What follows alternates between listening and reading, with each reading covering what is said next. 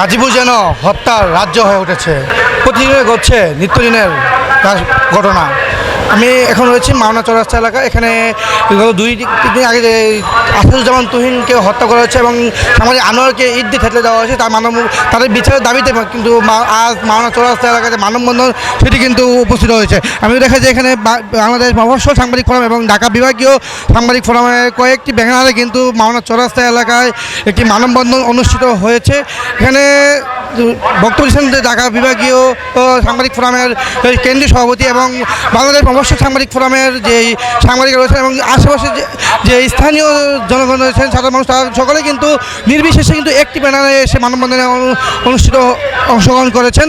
আমি যখন বাংলাদেশ মফস্বল সাংবাদিক ফোরামের সিপি উপজেলার যে সভাপতি রয়েছেন তার সাথে কথা বলছি, এই হত্যাকাণ্ডের বিষয়ে যে মানববন্ধন ধরা হয়েছে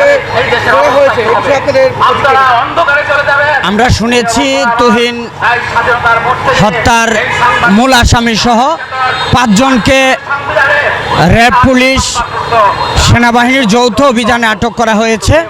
আমরা চাই আমাদের সহকর্মী তুহিন হত্যার যাদেরকে গ্রেপ্তার করা হয়েছে তাদেরকে আইনের আওতায় নিয়ে ফাঁসি কার্যকর করে যাদের বিচার করা হয় সে প্রতিবাদে বাংলাদেশ মফস্বল সাংবাদিক ফোরাম সারা দেশে একযোগে আজকে মানববন্ধন ঘোষণা করেছে।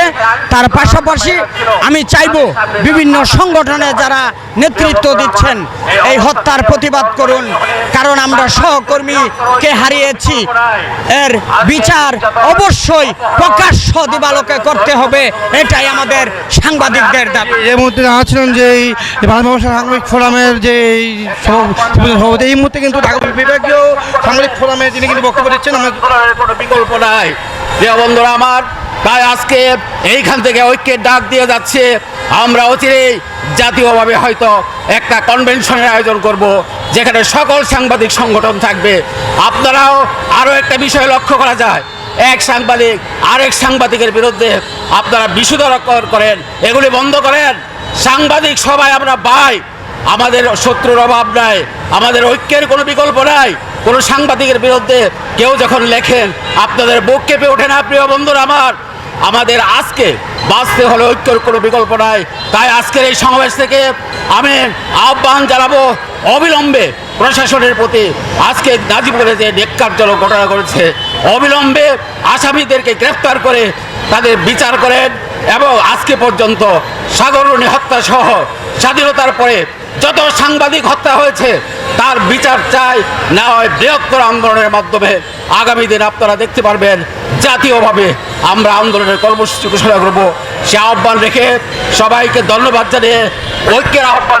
যেমনটি জানাচ্ছিলেন যে ঢাকা বিভাগীয় সাংবাদিক ফোরামের কেন্দ্রীয় সভাপতি তিনি জানাচ্ছিলেন যে এই সাংবাদিক তুহিন হত্যার বিচার প্রকাশ্য দিবালোকে করতে হবে, তা না হলে বৃহত্তর আন্দোলনের ডাক দেওয়া। মাওনা চৌরাস্তায় মানববন্ধন থেকে জানাচ্ছিলাম MS Hridoy Khan, movement television, Gazipur.